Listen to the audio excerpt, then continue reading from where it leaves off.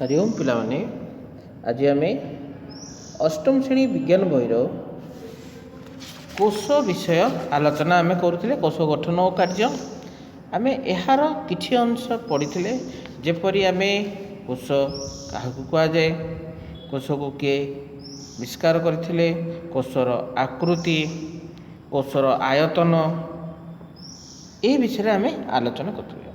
आज आम देखा कोशर विभिन्न अंश कोशर आम विभिन्न अंश विषय देखा कोश को तीन भाग में विभक्त कर केते भाग विभक्त कर पाने तीन भाग में विभक्त कर गोटे को कहुए कोश झिल्ली अन्यटी को कहुए कोशर जीवक तृतीय है न्यष्टि एभली भाव में तीन भाग में विभक्त कर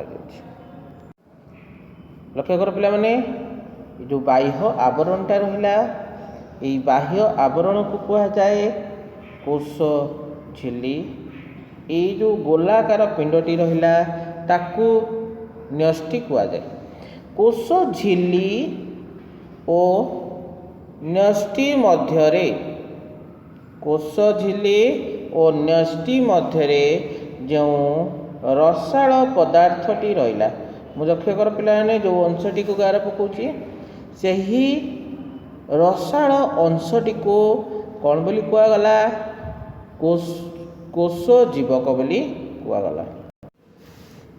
पे मैंने कोश झिल्ली द्वारा कोश जीवक और न्यष्टि झिल्ली द्वारा न्यष्टि आवृत होती जो चित्र आम पे लक्ष्य कले कोश झिल्ली द्वारा बर्तमान चित्र को आउ थे पे लक्ष्य करुँची देखिपार जो कोश झिल्ली द्वारा यही कोश झिल्ली द्वारा कोश जीवक आवृत हो रही न्यष्टि झिल्ली द्वारा जो न्यष्टि आवरण रही कहवा न्यष्टि झिल्ली द्वारा न्यष्टि आवृत हो कोश गुड़िकर झिल्ली द्वारा परस्पर ठार मनकर धर आमर आउ गोटे ये कोश रहा ये आउ गोटे कोश रहा ये है गोटे कोश ये है आउ गोटे कोश तो दुईटी कोश परस्पर ठारू पृथक रही झिल्ली साहाय्य करे किए साहाय्य करे ना यही झिल्ली साहाय्य करे कोश झिल्ली ये जो झिल्लीटा रहा ये झिल्ली होची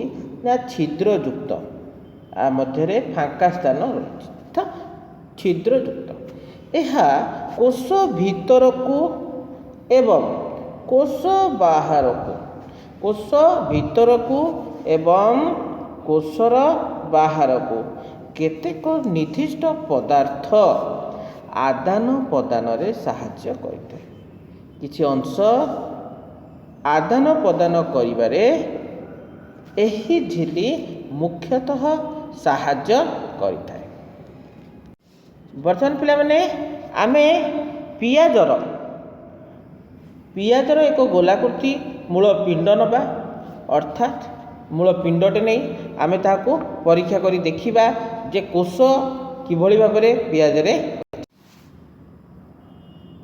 पिलाने आमे एबे गोलाकार पियाजर एक गोलाकार मूल पिंड नियो ताको नबा ताहार चोपा छड़ाइबा ऊपर जो आवरण अच्छी चोपा छड़ाइबा एवं मांसाल खंड जो देखा जो गोटे मांसाल खंड अच्छी देखा ता ऊपर गोटे आम छड़ेले पियाजर ऊपर छड़ेले ये है गोटे मांसाल खंड यही मांसाल खंड ताहार गोलापी रंगर आम भीतर पट भी नहीं पारिबा बा बाहर पट उभय पार्श्व बर्तमान मुझे आपको भीतर पार्श्व नहीं गोटे अंश भीतर पार्श्व चिमुटा साहाय्य मु कौन कली ना बर्तमान ता मध्यरु किछि अंश संग्रह कली किछि अंश मु ताठारो बाहर कली बाहर कर सारा पर यह पतला चोपा को एक काच स्लाइड उपर रखी या गोटे काच स्लाइड उपर रखिकी या भल भाव जल द्वारा धोईदेली आपको आम उपर थी अंश किसी अंश रही जाए भल भाव आम धोईदबा यह कौन सी ब्लेड हो अंश भल भाव खंड खंड करदे गोटे जेकोसी आम छोटिया खंडटे नहीं भल भाव धोईदबा धोई सारा पर आपको मु कौन करी ना एक काच स्लाइड उपर यह रखी से जो पियाजर जो अंशटी को नेली ताकू रखिली एवं ताहा उपरे एक बुंदा मेथिलीन द्रवण पकईली।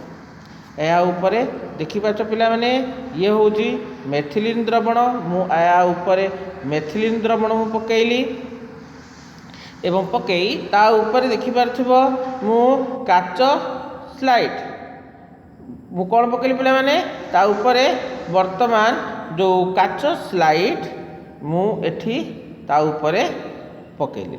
काच स्लाइड पकया द्वारा कौन है पिला माने लक्ष्य करवा भल कर लक्ष्य कर ये जो काच स्लाइड यही भाव में पकेबी जो भाव कि से यहाँ उपरे काच स्लाइड यही भाव में पकेबी जमी यह मध्य कौन सी वायु प्रवेश न कर भितर को जमी वायुटी को प्रवेश न कर कभर क्लिप दे सारिबा परे कभर क्लिप द्वारा आवृत कर सारिबा परे जेपरी वायु कणिका यह मध्य को न पशे से आम दृष्टि देवा। वर्तमान एक अणुवीक्षण यंत्र देखिए पिला माने मु अणुवीक्षण यंत्र साहाय्य दर्शाऊँगी मु पूर्वर भी तुम मानक पिला माने कही कौन कही पिला माने महु फेणा सदृश आमे पूर्वर आलोचना करथिले कौन आलोचना करथिले जे रबड़ हुक आमर कर्कर जो पतला आवरण नहीं से कौन देखिथिले ना कोठरी देखिथिले से कोठरी रे से कोठरी गुड़िक महु फेणा कोठरी सदृश देखा जाउथला। देखिपार तो पिला माने यदि मु चित्र देखिए करछि ये गोटे सदृश महु फेणा रो घर भलिया देखा जाउछ ना नहीं यह जदि आम लक्ष्य करवा महु फेणा घर सदृश देखा जाउछि यह पाखरे गोटे कला रंगर स्पॉट देखा जाउछि। देखिपार पिला माने गोटे गोटे कला रंगर बिंदु देखा जाउछि से जो कला रंगर जो बिंदु गुड़िक होछि कौन ना न्यष्टि आउ एहा मध्य थिबा रसाळ पदार्थ को आम कौन बोली कह पिला माने रसाळ पदार्थ केन्द्र जो देखिले आम पिला माने गोलाकृति गाढ़ अंशर से होछि न्यष्टि कोष झिल्ली और न्यष्टि मध्य थिबा जो रसाळ पदार्थ को ताकू मध्य आम कहले कौन कोष जीवक बोली कह बुझिपारे ना नहीं पिला माने तार पिला माने कोष झिल्ली कोष को कौन गला ना एक आकृति दे छाए उद्भिद कोषर बाहर पटे कोष भित्ति कोष झिल्ली को सुरक्षा प्रदान करिथाए। उद्भिद कोष वायुमंडलर तापमात्रा पवनर वेग और आर्द्रता को प्रतिहत मध्य करते।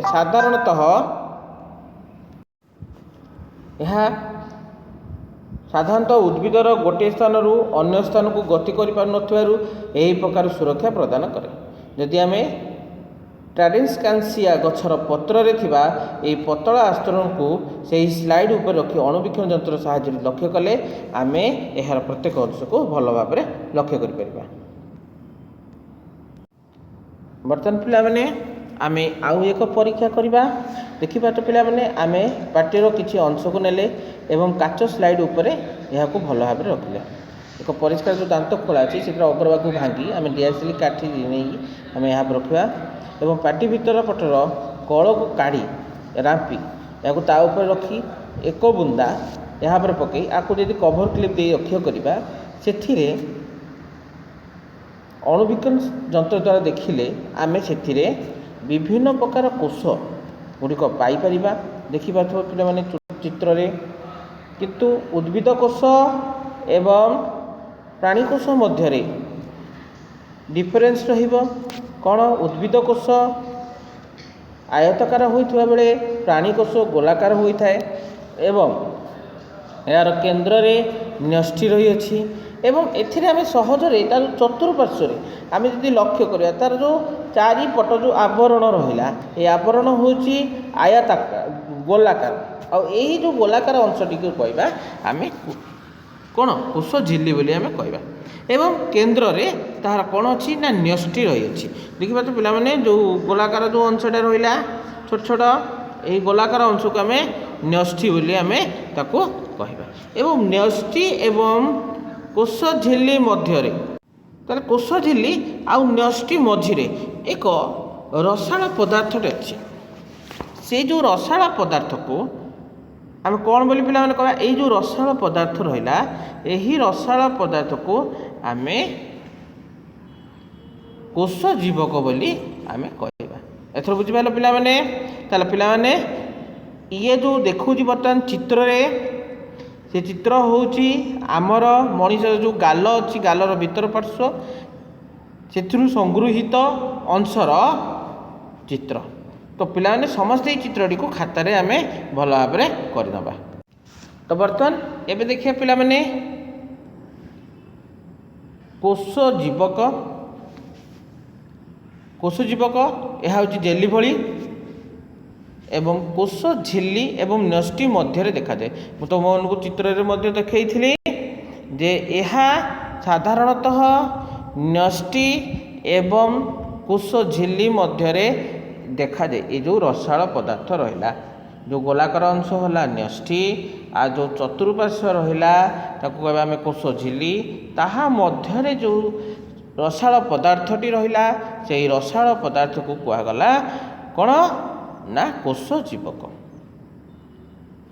ତାହେଲେ ସେଗୁଡ଼ିକ ଏହି କୋଷ ଜୀବକ ମଧ୍ୟରେ କେତେ ଗୁଡ଼ିଏ ଅଙ୍ଗିକା ଦେଖାଯାଏ। ସେଗୁଡ଼ିକ ହେଉଛି ଯେଉଁ ଅଙ୍ଗିକା ଗୁଡ଼ିକ ଦେଖାଯାଏ, ସେ ଅଙ୍ଗିକା ଗୁଡ଼ିକ ହେଉଛି ମାଇଟୋକଣ୍ଡ୍ରିଆ, ଗଲ୍ଗି ବଡି, ରାଇବୋଜୋମ୍ ଇତ୍ୟାଦି। ଏବଂ ଆମେ ନବମ ଶ୍ରେଣୀରେ ପଢ଼ିଲେ ଏହା ମଧ୍ୟରେ ଆହୁରି ଅନେକ ବୋଧେ ଅଙ୍ଗିକା ଗୁଡ଼ିକ ରହିଛି।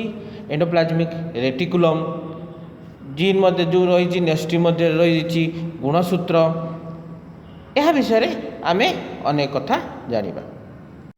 ଏବେ ବର୍ତ୍ତମାନ ପିଲାମାନେ ଲକ୍ଷ୍ୟ କରିବା ଯେ କୋଷ ଜୀବକ ଥିବା ଦ୍ୱାରା କ'ଣ କାର୍ଯ୍ୟ ହୁଏ। କୋଷ ଜୀବକର କାର୍ଯ୍ୟ କ'ଣ ନା ଅନେକ କୋଷୀୟ ପ୍ରକ୍ରିୟା ସମ୍ପାଦନରେ ଏହାର ଭୂମିକା ରହିଛି।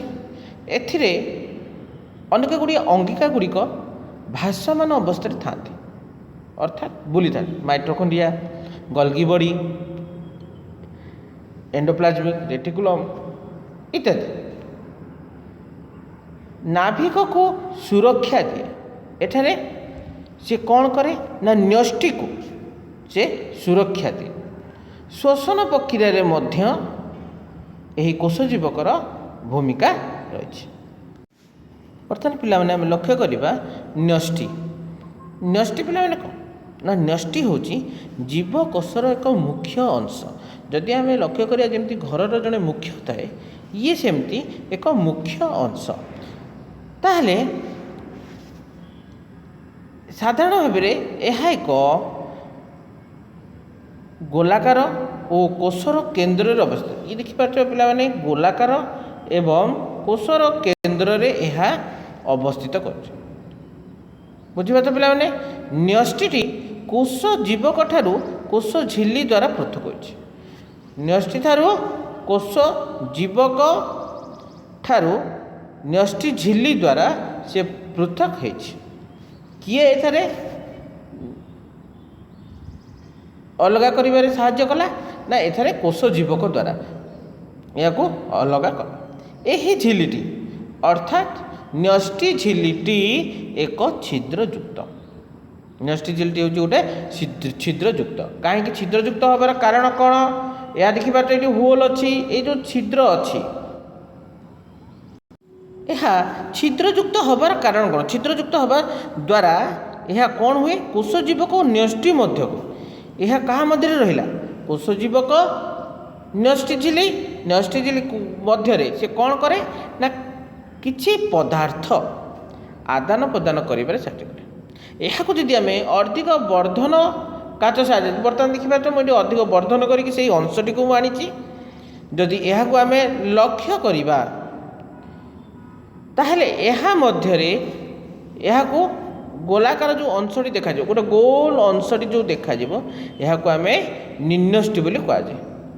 ଏଥିସହିତ ନ୍ୟଷ୍ଟି ମଧ୍ୟରେ ଅନେକ ସୂତା ଭଳିଆ ଅଂଶଟି ରହିଥାଏ। ଏ ଯେଉଁ ମଝିଟା ରହିଲା ନିନ୍ୟଷ୍ଟି ଏବଂ ଏହା ମଧ୍ୟରେ ଅନେକ ସୂତା ଭଳି সরু সরু অংশ লক্ষ্য করুথিবা পিলামানে আ মধ্যে যে সূতা সূতা ভলিয়া সরু সরু অংশ সব দেখা যাচ্ছে চিত্ରରେ ଭଲ ଭାବରେ ତମେ ମାନେ ଦେଖିପାରୁଥିବ। ଏହି ଯେଉଁ ସରୁ ସରୁ ସୂତା ଭଳି ଦେଖାଯାଏ ଏହାକୁ କ'ଣ ବୋଲି କୁହାଯାଏ? ଗୁଣସୂତ୍ର ବା କ୍ରୋମୋଜୋମ୍ ବୋଲି କୁହାଯାଏ। ଏହାକୁ ଆମେ କ'ଣ ବୋଲି କହିବା ପିଲାମାନେ? ଗୁଣସୂତ୍ର ବା କ୍ରୋମୋଜୋମ୍ ବୋଲି କୁହାଯାଏ। ତାହେଲେ ପିଲାମାନେ ଏହା କେଉଁ କାର୍ଯ୍ୟରେ ସାହାଯ୍ୟ କରେ? ନା ପିଲାମାନେ ଲକ୍ଷ୍ୟ କରିବ ଇଏ କ'ଣ କରେ? ନା ଗୁଣ ପିଣ୍ଡ ବା ଜିନ୍ ପରିବହନ କରେ। ଦେଖିପାରୁଥିବ ପିଲାମାନେ ଯେଉଁ ଗାର ଗାର ଅଛି ଗୁଣସୂତ୍ରରେ କ୍ରୋମୋଜୋମ୍ରେ ସବୁ ଗାର ଗାର ଅଛି ସେଇ ଗାର ଗାର ଅଂଶଟିକୁ ଆମେ ଜିନ୍ ବୋଲି କହିଥାଉ। ଜିନ୍ ବା ଗୁଣସୂତ୍ର ବୋଲି ଆମେ ତାକୁ କହିଥାଉ। କ୍ଲିୟର ହେଲା ପିଲାମାନେ? ତାହେଲେ ଏ ଜିନ୍ର କାର୍ଯ୍ୟ କ'ଣ? ଆଚ୍ଛା ପିଲାମାନେ ଲକ୍ଷ୍ୟ କରିଥିବ ଗୋଟେ କୁକୁରଟିର ବା ଗୋଟେ କୁକୁରଠିରୁ ଯେଉଁ ଜନ୍ମ ହୁଏ ତ ସିଏ ଦେଖିବାକୁ କେଉଁଭଳି ଭାବରେ? ଠିକ୍ କୁକୁର ସଦୃଶ ଦେଖାଯାଏ। ଯଦି ଆମେ ଗୋଟେ ମଣିଷଟେ ଗୋଟେ ମଣିଷ ଯେଉଁଭଳି କେମିତି ଦେଖାଯାଏ? ନା ନିଜ ମା ବାପାଙ୍କ ସଦୃଶ ଦେଖାଯାଏ। କାହିଁକି ଦେଖାଯିବାର କାରଣ କ'ଣ? ପିଲାମାନେ ତାହେଲେ ଦେଖାଯିବାର କାରଣ ଏଇଥିପାଇଁ ଯେ ଆମ ପାଖରେ ଯେଉଁ ଗୁଣ ପିଣ୍ଡଟି ଅଛି ତାହା ଆମକୁ ଆମର ପିତା ବା ଆମର ମାତାଙ୍କ ଠାରୁ ଆସିଥାଏ। ଦେଖିପାରୁଥିବ ପିଲାମାନେ ୟାକୁ ଆମେ ଜିନ୍ ବୋଲି କହିଥାଉ। ଏଇ ଜିନ୍ କାହାଠାରୁ ଆମେ ପାଇଲେ? ନା ଆମର ପିତା ମାତାଙ୍କ ଠାରୁ। ଆଚ୍ଛା ଜିନ୍ ବଂଶଗତିର ଏକକ ଅଟେ। ଏହାର ଅର୍ଥ ହେଲା କ'ଣ? ବଂଶଟି ଯେଉଁ ବୃଦ୍ଧି ହେଉଛି ବାପା ବାପାଙ୍କର ବାପା ବାପାଙ୍କର ବାପା ଏହାର କହିବାର ଅର୍ଥ ହେଲା କ'ଣ? ନା ଜିନ୍ କ'ଣ କରେ? ନା ବଂଶଗତିର ଏକକ ଅଟେ। ଗୋଟେ ବଂଶକୁ ସେ ରକ୍ଷା କରେ। ଏହା ଜୀବର ବିଭିନ୍ନ ଲକ୍ଷଣକୁ ପରିପ୍ରକାଶ କରେ। ଯେମିତି ମନେକର ଧର ଯଦି ପିଲାମାନେ ଆମେ ଲକ୍ଷ୍ୟ କରିବା ଆମ ପିତାଙ୍କୁ ବା ଆମ ମାତାଙ୍କୁ ଦେଖିଥିବ ବେଳେବେଳେ ବାପାଙ୍କର ଯେମିତି ଚୁଟି ହୋଇଥାଏ ଆମର ମଧ୍ୟ ସେମିତି ଚୁଟି ହୋଇଥିବ, ନଚେତ୍ ମାଆଙ୍କର ନାକ ସଦୃଶ ଆମର ନାକ ହୋଇଥିବ। ମାନେ ଗୋଟେ ଅଂଶ ଯେମିତି ମିଳିତ ହେଉଥାଏ। ଯଦି ମାଆଙ୍କର ଆଖି ଚିଲା ଆଖି ହୋଇଥାଏ ତାହେଲେ ମଧ୍ୟ ଆମର ମଧ୍ୟ ହେଇପାରେ। ବୁଝିପାରୁଛ ନା? ତାହେଲେ ଏଠି କହିବାର ତାତ୍ପର୍ଯ୍ୟ ହେଉଛି କ'ଣ? ନା ତୁମ ପିତା ମାତାଙ୍କର ଚିଲା ଆଖି ଯଦି ହୋଇଥିବ, ଯଦି ତୁମ ପିତାଙ୍କର ଚିଲା ଆଖି ହୋଇଥାଏ ବା ତୁମଠାରେ ମଧ୍ୟ ସେହି ଲକ୍ଷଣ ପ୍ରକାଶ ପାଇବ ଏବଂ ତୁମ ଯଦି ବୋଉଙ୍କର କୁଚୁକୁଚିଆ କେଶ ହୋଇଥିବ ତାହେଲେ ତୁମର ମଧ୍ୟ କୁଚୁକୁଚିଆ କେଶ ହେବାର ମଧ୍ୟ ସମ୍ଭାବନା ଥାଏ। ଏହିପରି ପିତାମାତାଙ୍କର ଯେଉଁ ଜିନ୍ର ଭିନ୍ନ ଭିନ୍ନ ବିନ୍ୟାସ ଫଳରେ ଏଇ ଯେଉଁ ଜିନ୍ର ଯେଉଁ ବିନ୍ୟାସ ଫଳରେ ହିଁ ଏହିଭଳି ଭାବରେ ହୋଇଥାଏ। ବଂଶଗତିରେ ଏହି ନ୍ୟଷ୍ଟି ମୁଖ୍ୟ ଭୂମିକା ଗ୍ରହଣ କରିଥାଏ। ତା ସହିତ ଏହା କୋଷର ବିଭିନ୍ନ କାର୍ଯ୍ୟ ନିୟନ୍ତ୍ରଣର କେନ୍ଦ୍ର ଅଟେ। ମୁଖ୍ୟ କାର୍ଯ୍ୟକୁ ଏହି କୋଷର ବିଭିନ୍ନ କାର୍ଯ୍ୟକୁ ଇଏ ନ୍ୟଷ୍ଟି ହିଁ ନିୟନ୍ତ୍ରଣ କରିଥାଏ। ଏକ ଜୀବନ୍ତ କୋଷରେ ଥିବା ସମସ୍ତ ପଦାର୍ଥକୁ ଆମେ ଆଦି ପ୍ରରସ ପ୍ରୋଟୋପ୍ଲାଜମ୍ ବୋଲି ମଧ୍ୟ କୁହାଯାଏ। ଏହାକୁ ଆଦି ପ୍ରରସ ବା ପ୍ରୋଟୋପ୍ଲାଜମ୍ ବୋଲି କୁହାଯାଏ। ଏହା କୋଷ ଜୀବକ ଓ ନ୍ୟଷ୍ଟିକୁ ନେଇ ଗଠିତ। କାହାକୁ ନେଇ ଗଠିତ? କୋଷ ଜୀବକ ଓ ନ୍ୟଷ୍ଟିକୁ ନେଇକି ଆଦି ପ୍ରରସ ଗଠିତ। ଆଦି ପ୍ରରସ ହେଉଛି କୋଷର ଜୀବନ୍ତ ପଦାର୍ଥ। ଏ ହେଉଛି କୋଷର ଜୀବନ୍ତ। ବର୍ତ୍ତମାନ ପିଲାମାନେ ଆମେ ଦେଖିବା ପ୍ରାକ୍ ନେଷ୍ଟୀୟ କୋଷ ବା ପ୍ରୋକ୍ରିଓଟ୍ ସେଲ୍ ଏବଂ ସୁନେଷ୍ଟୀୟ କୋଷ ବା ୟୁକାରିଓଟ୍ ତା ବିଷୟରେ ଆମେ ବର୍ତ୍ତମାନ ଆଲୋଚନା କରିବା। ପ୍ରଥମେ ଦେଖିବା ପିଲାମାନେ ୟୁକାରିଓଟ୍। ୟୁକାରିଓଟ୍ ଅର୍ଥ ହେଉଛି କ'ଣ? ନା ସୁନେଷ୍ଟୀୟ କୋଷ। ଯଦି ମୁଁ ଚିତ୍ରରେ ତୁମମାନଙ୍କୁ ଲକ୍ଷ୍ୟ କରାଉଛି ପିଲାମାନେ ଲକ୍ଷ୍ୟ କର, ଯଦି କୋଷର ନ୍ୟଷ୍ଟି ଝିଲ୍ଲି ଦ୍ୱାରା ଆବୃତ, ଯଦି ନ୍ୟଷ୍ଟି ଝିଲ୍ଲି ଦ୍ୱାରା ଆବୃତ ହୋଇଥାଏ ତାହେଲେ आमे ताकू कौन बोली कहवा सुनेष्टीय कोष बोली कहवा। जदि न्यष्टिटी जो कोषर न्यष्टि झिल्ली द्वारा आवृत ताकू आमे सुनेष्टीय कोष बोली कहवा। सेमिति प्राक नेष्टीय कोष क्या कहवा ना जो जीवर न्यष्टि भली सुसंगठित न थाए अर्थात जो कोषरे न्यष्टिर न्यष्टि झिल्ली न थाए ताकू आमे प्राक नेष्टीय कोष बोली कहवा। बर्तमान देखा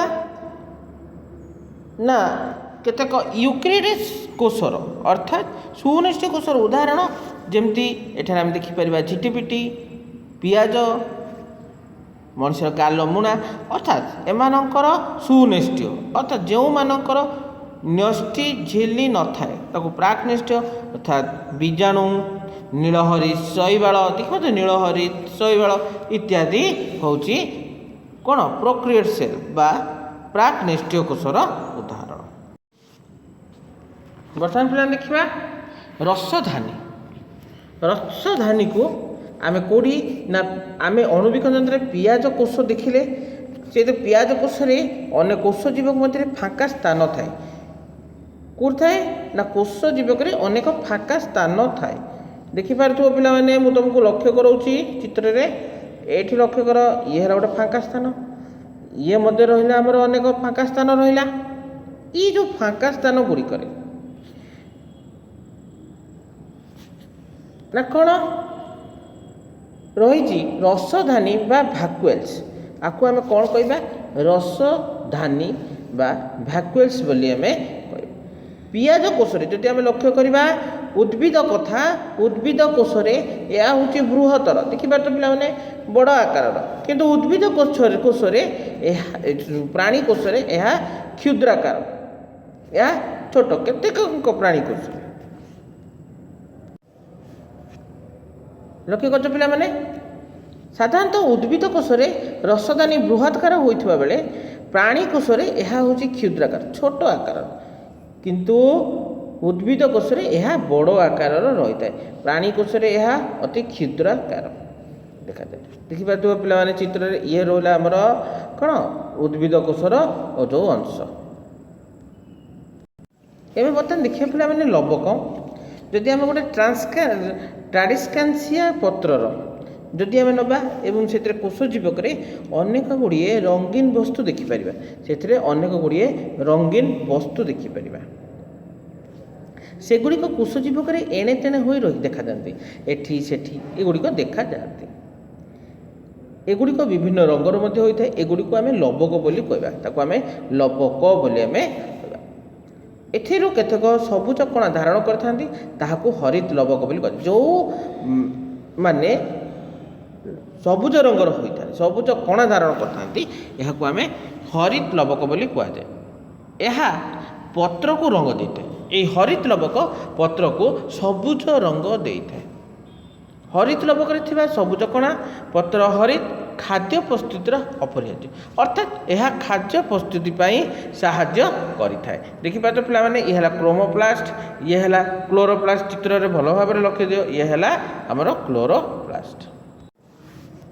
बर्तमान पिला माने आबे आलोचना करिबा उद्भिद कोष और प्राणी कोष मध्य आम यदि तुलना करिबा अच्छा किछिटा सामंजस्य उद्भिद कोष प्राणी कोष मध्य रही है आ किछिटा पार्थक्य रही है जमती आम यदि आलोचना करिबा कोष झिल्ली विषय तेल उद्भिद कोष अच्छी प्राणी कोष अच्छी जदि आम कोष भित्ति को लक्ष्य करवा कोष भित्ति उद्भिद कोष थाए किंतु प्राणी कोष न थाए न्यष्टि उद्भिद कोष थाए प्राणी कोष थाए जदि न्यष्टि रहा उद्भिद कोष प्राणी कोष थाए तेल उद्भिद कोष न्यष्टि झिल्ली अच्छी प्राणी कोष न्यष्टि झिल्ली अच्छी।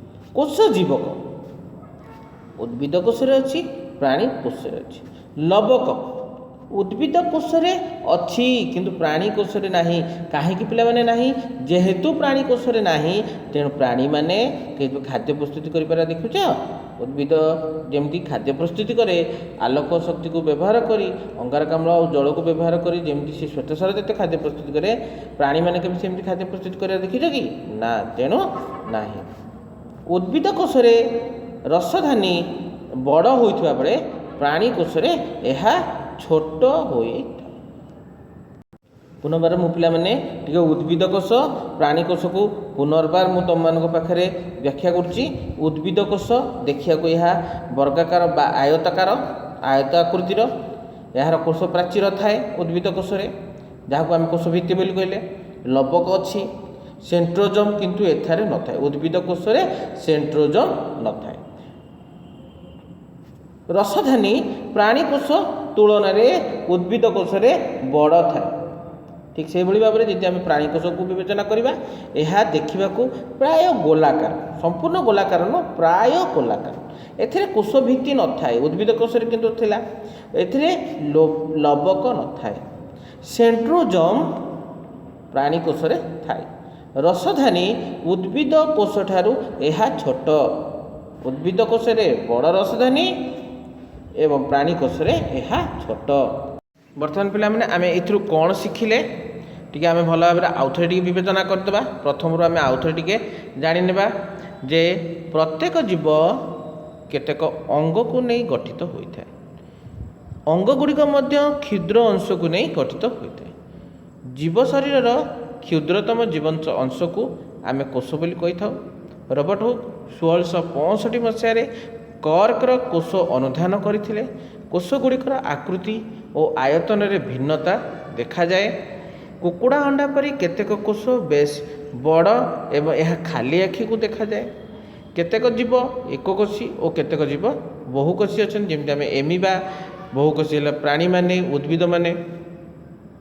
बहुकोशीय जीव शरीर में अलग अलग कोश जो कार्य करती एक कोशी जीव शरीर में से समस्त कार्य गोटे कोश द्वारा समाहित होता है। तेणु यह एक कोशी बोली कहुए किंतु बहुकोशीर कार्य करने अलग अनेक कोश रही।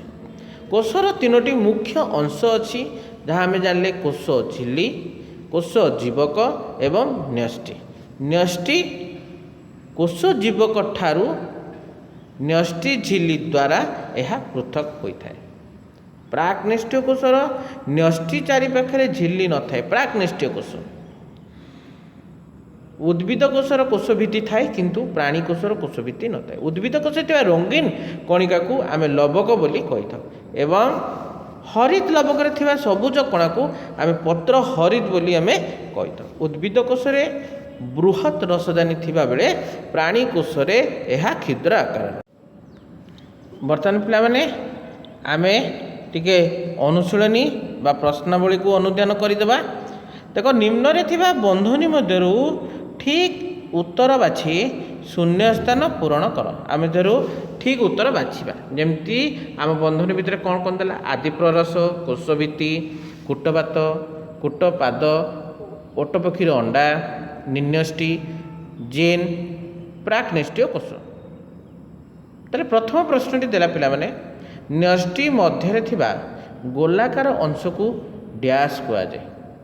न्यष्टि मध्य थिबा गोलाकार अंश को कौन बोली कुआ जाए पिला माने निन्यष्टि। ये हला एक नंबर।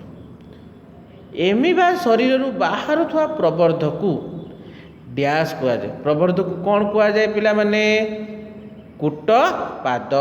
ये हला 2 नंबर। उद्भिद कोशर बाहर आवरण को उद्भिद कोशर बाहर आवरण को कौन कुआ जाए बा डैश कुआ जाए। ताको कौन कुआ जाए पिला माने कोश भित्ति। आको 3 नंबर कर। जीवंत कोश डैश द्वारा गठित। जीवंत कोश आदि प्ररस द्वारा गठित। यह हला 4 नंबर। प्रकृति रे देखा जाउता बृहत्तम कोश होची ओट पक्षीर अंडा। ओट पक्षीर अंडा होची बृहत्तम। जो कोशरे न्यष्टिर न्यष्टि झिल्ली नाही ताको आम कौन कहबा पिला माने प्राक्निष्ठीय कोश एवं वंशगतिर एकक डैश को कुआ जाए को जीन को कुआ जाए। पुनर्बार पिला माने आउथरे मु कहि दोची न्यष्टि मध्य थिबा गोलाकार अंश को निन्यष्टि कुआ जाए। एमिबा शरीर बाहर थिबा प्रवर्ध को कूटपाद कुआ जाए। उद्भिद कोशर बाहर आवरण को कोश भित्ति कुआ जाए। जीवंत कोश आदि प्ररस द्वारा गठित। प्रकृति देखा जाउतवा बृहत्तम कोश हेउछि ओट पक्षीर अंडा जो कोषरे न्यष्टिर न्यष्टि झिल्ली नाही ताहाको प्राक्नेष्टीय कोष कुहाଯାଏ। वंशगतिर एकक जीन को कुहाଯାଏ। बुझिपाल पिला माने ये है 1 नंबर प्रश्नर समाधान कराइगला। द्वितीय नंबर प्रश्न को आम जा ठीक थिले ठीक चिन्ह दियो भूल थिले भूल चिन्ह दियो। अच्छा पिला माने कहल एककोशी जीव मानकर शरीर गोटे कोष रे गढ़ा कि निहाती ठीक गोटे कोष रे ही गठित। पेशीय कोष गुड़िक बा पेशीय कोष गुड़िक शाखा प्रशाखा विशिष्ट कहले पिला माने कोटा शाखा प्रशाखा विशिष्ट स्नायु कोष। वेरी गुड ताले एटा भूल। गोटे जीवंत कोष बा गोटे जीवर जीवंत मौलिक एकक होची अंग प्रत्यंग। अंग प्रत्यंग कि ना कोष तेणु यह होची भूल। ताले बता देखिए एमिबा शरीर विषमाकार एमिबा शरीर विषमाकार तार आकार कौन से अच्छी कि नहीं ठीक अच्छी। सीजा अंडा रे थिबा धड़ा अंश को पितक कह पितक क्या कहुए पिला माने धड़ा अंश को आल्बुमिन एवं जो हलदिया अंश को पितक कहुए। तेणु सीजा अंडा रे धड़ा अंशटी को आल्बुमिन कह कथा किंतु ये जेहेतु पितक देती तेणु यह भूल अटे। ठीक है पिला माने बुझिपाइल। बर्तमान तृतीय प्रश्न होगा प्रत्येक दुईटी लेखाएं उदाहरण प्राक्नेष्टीय कोष। अच्छा प्राक्नेष्टीय कोषर दुईटा उदाहरण देल पिला माने कौन हम गोटे है बीजाणु आउ कौन हम पिला माने नीलहरित शैवाल। नीलहरित शैवाल बुझिपाल पिला माने। तापर दिला सुनेष्टीय कोषर उदाहरण दियो गोटे है प्राणी कोष आउ गोटे कौन हो पार उद्भिद कोष जार कौन रही न्यष्टि रही। बुझिपाल पिला माने से भली भाव में जो लंग क्वेश्चन जाइए से लंग क्वेश्चन गुड़िक आम समाधान करवा। आउ गोटे एठारे सर्ट क्वेश्चन रही जाइए कोष जो निम्न रे दिया जाता सूत्र प्रयोग करी शब्द धंदाटी को संपूर्ण कर जो शब्दटी को देइछि आमे ताकू पूरण करवा। जेमति प्रथमटा देइछि ऊपर तळकू आसीबा ऊपर तळकू आसी कोन कहबा प्रथम दिला कोष मध्य रे थिबा तरल अंश आमे कोन बोली कहबा तरल अंश को कोष जीवक कोन कहबा पिला माने ना कोष जीवक है ना कोष जीवक। तापरे पुनश्च ऊपर तलू जा द्वितीय नंबर एपट रहा अणुवीक्षण द्वारा देखा जाउथवा जीव को कौन बोली कहा जाए अणुजीव। इदा अणुजीव बुझिपाल पिला माने अणुजीव या गला ऊपर तल। एवं देखिए बामरू डाहाण को जा जदि आम बामरू डाहाण को गले जीवर शरीर मौलिक एकक सेमती होता कोष कोष को छाड़ देती स अच्छी अणुजीवर अन्य नाम अणुजीवर अन्य नाम को आम कौन बोली कहवा जीवाणु। तेणु आम लिखिपर एठारे जी अच्छी जीवाणु है पिला माने। तो बर्तमान पे तुमको संक्षिप्त उत्तर मानक कहीदेली तो लंग क्वेश्चन यह अनुसार कर। आज तो पे समय हो जाए। धन्यवाद।